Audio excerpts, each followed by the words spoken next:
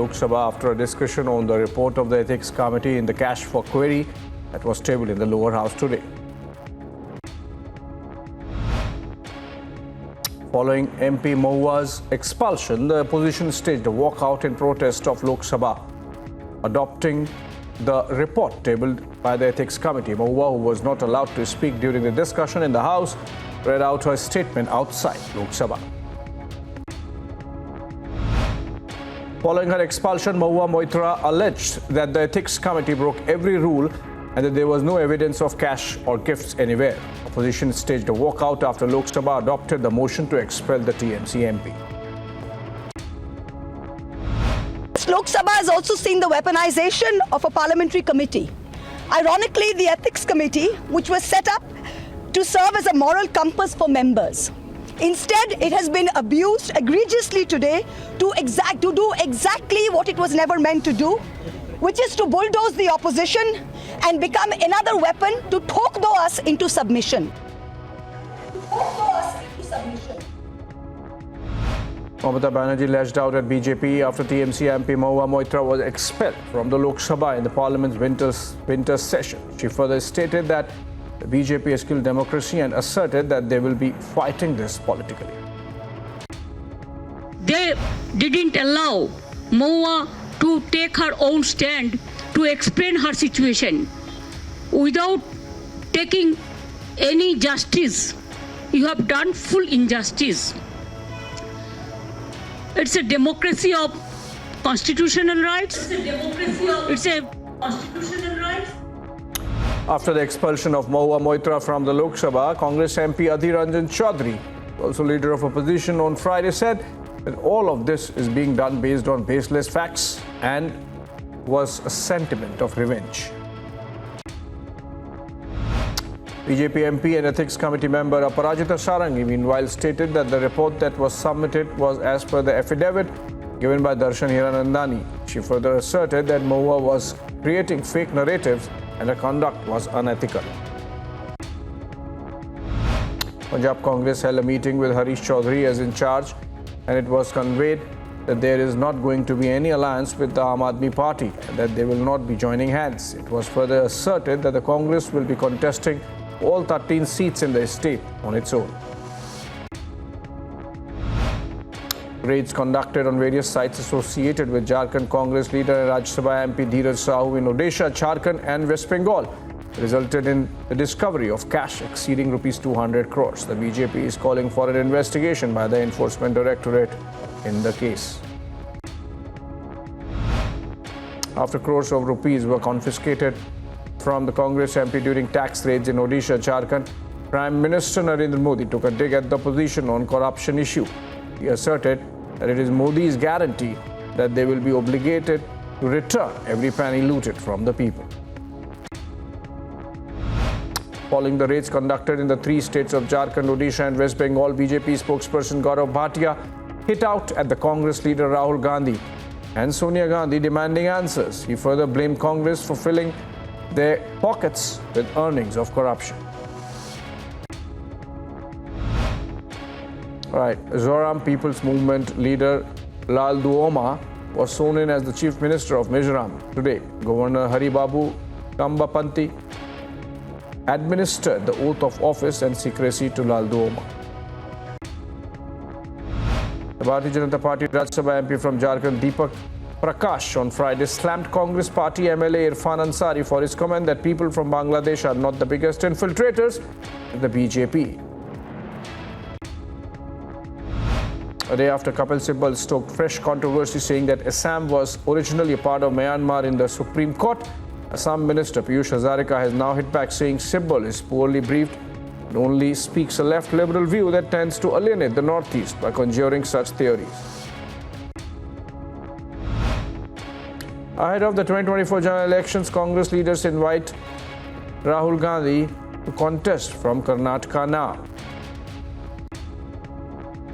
Marathon hearing concludes Supreme Court to pronounce verdict on Article 370 abrogation on December 11.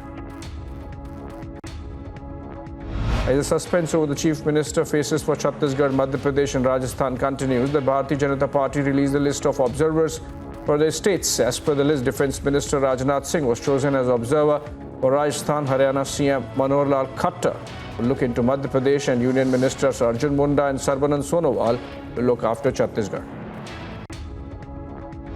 Prime Minister Narendra Modi, while inaugurating the Uttarakhand Global Investors Summit on Thursday, said that the country must focus now on vocal for local and local for global.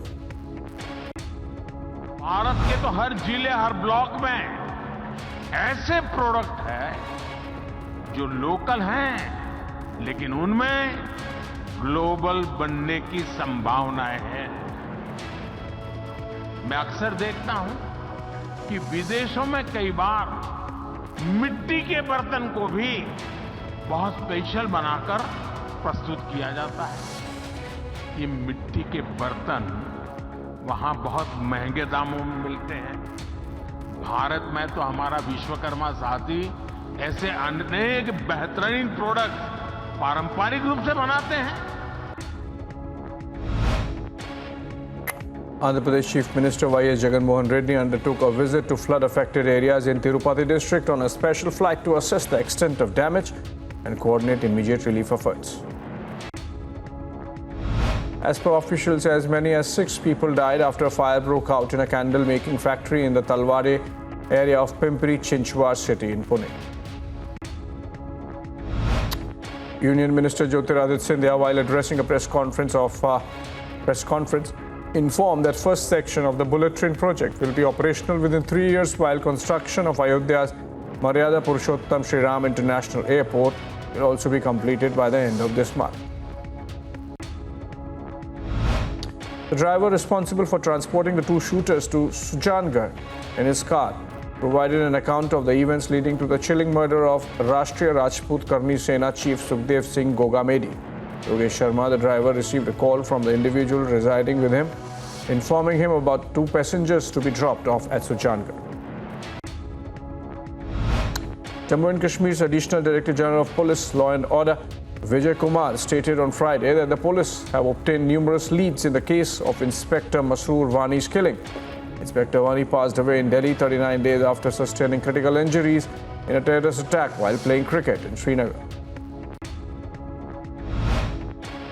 In a bid to assess and improve the conditions of night shelters in the national capital, Delhi's Urban Development Minister Saurabh Bharadwaj undertook a surprise inspection of shelters near the All India Institute of Medical Sciences. Bharadwaj, accompanied by officials from the Urban Development Department, arrived unannounced at the night shelters to observe firsthand the facilities made available there. The Delhi Police Crime Branch has arrested 2 shooters of the Goldie Brar Lawrence Bishnoi gang involved in the shooting incident on December 3 at the Punjabi Bagh house of a former MLA of Punjab. According to police, the names of both the shooters are Akash, who is a resident of Sonipat, and Akhil of Charki Dadri. Former Telangana Chief Minister K. Chandrasekhar Rao is currently hospitalized at Yashoda Hospital in Hyderabad following an injury sustained at his Aravali farmhouse. The BRS chief fell last night at his farmhouse. Doctors are suspecting a hip fracture. Prime Minister Narendra Modi expressed distress upon learning about the injury sustained by former Telangana CM KCR. He conveyed his prayers for a swift recovery and overall well-being. Reserve Bank of India Governor Shaktikanta Das addressed the fragility of economy of global growth, highlighting its ongoing challenges. Furthermore, he highlighted that the RBI Monetary Policy Committee unanimously decided to maintain the repo rate at 6.5%. Congress MP Manikam Tagore submitted an adjournment motion in Lok Sabha requesting a discussion on the current condition of Chennai and other parts of Tamil Nadu following the impact of cyclone Michaung. Tagore described the situation in Chennai as highly abnormal and emphasized the urgent need for recovery measures to address the misery faced by communities in the aftermath of the cyclone. Tamil Nadu Chief Minister M.K. Stalin has pledged to donate 1 month's salary to the Chief Minister's Public Relief Fund to support the state's recovery from the impact of cyclone Michaung. He has also urged all members of Parliament and MLAs to make similar contributions. The Deputy Chief Minister of Himachal Pradesh, Mukesh Agnihotri, announced that the hill state is set to have the world's second largest aerial ropeway urban transport system.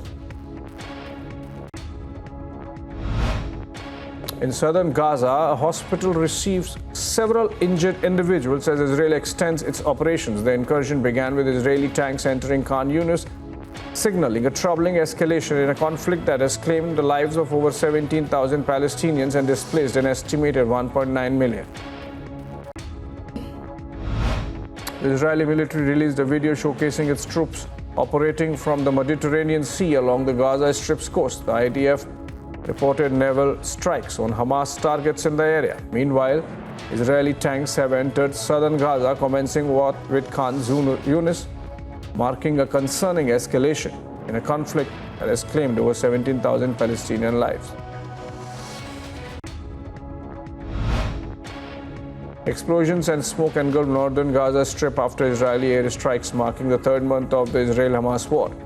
United Nations alerts that its aid operation is in disarray as no place in the besieged enclave is deemed safe. Israel's intense military assault has caused significant civilian casualties and mass displacements, prompting international concern.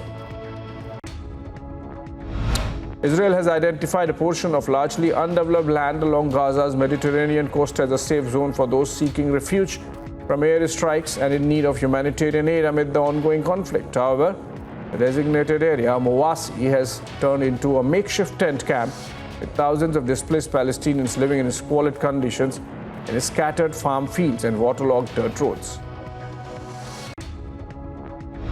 The armed wing of Palestinian militant group Hamas said an Israeli soldier who had been held hostage was killed in a clash between the militants and an Israeli Special Forces unit that was conducting a rescue operation.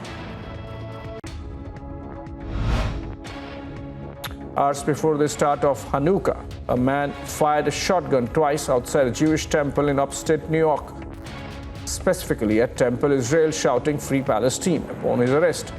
Fortunately, no one was injured in the incident. The suspect, a local resident, was taken into custody. US President Joe Biden held talks with Israeli Prime Minister Benjamin Netanyahu, emphasizing the critical need to protect civilians and to separate them from Hamas terrorists, including through corridors. The two leaders discussed developments in Gaza, with Biden stressing the importance of the continuous and sustained flow of humanitarian aid into Gaza.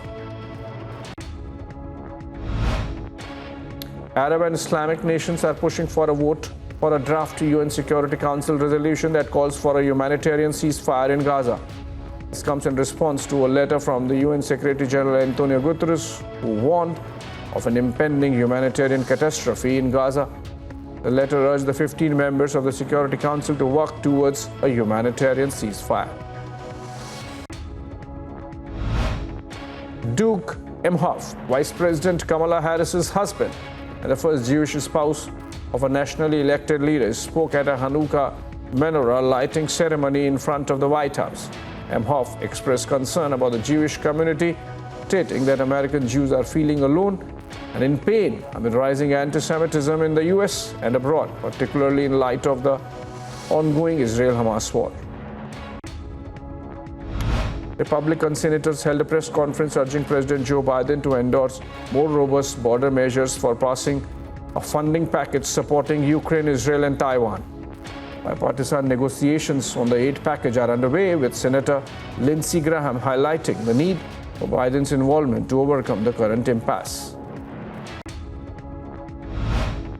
The United Nations Climate Conference enters its final week with the focus on the future of fossil fuels in the context of a dangerously warming planet. COP28 President Sultan Al Jaber inaugurated the meeting in Dubai after a rest day, signaling the intensification of talks. Armenia and Azerbaijan reached an agreement to swap prisoners of war and progress towards a peace treaty, a move praised by the European Union as a significant step towards peace in the historically troubled region. In a notable compromise, Armenia also withdrew its opposition to Azerbaijan hosting the 2024 International Conference on Climate Change. An ex-Alaska Airlines pilot accused of attempting to disable the engines of a passenger flight while off-duty was released from jail pending trial. Joseph Emerson, who pleaded not guilty to reduced charges of reckless endangerment, had initially faced attempted murder charges. As Hong Kong's government directs attention towards the upcoming local elections, certain district council members find themselves contemplating exits amid a rapidly changing political environment. The newly implemented election requirements, ratified in July, pose challenges that some potential candidates feel insurmountable. A rocket attack targeted the US embassy in Baghdad, causing minor material damage but no casualties. Situated in Baghdad's heavily fortified green zone, housing government buildings and embassies, the embassy remains a focal point in the region on the west bank of the Tigris River.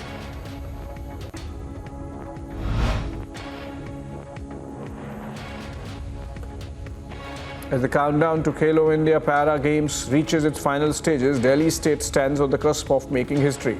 The capital is not only prepared to host a world-class sporting event, but is also eager to showcase its unwavering support for para-athletes.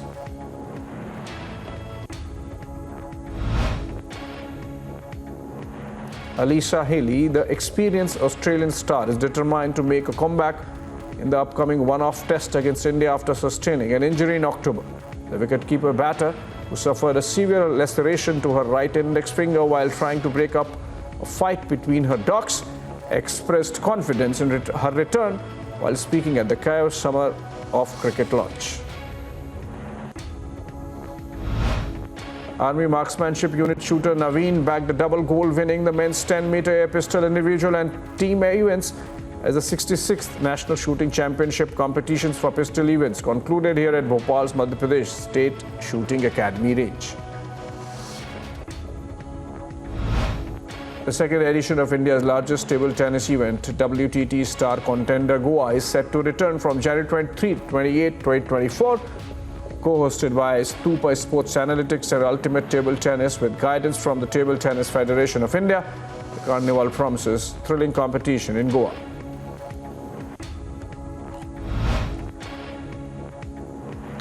John Ram, the Masters champion, has joined LIV Golf, marking a significant addition to the Saudi-funded breakaway league. The 29-year-old now is the second current major champion on the LIV circuit, alongside Brooks Koepka, expressed his pride in joining LIV and emphasized the excitement for the future in a press release.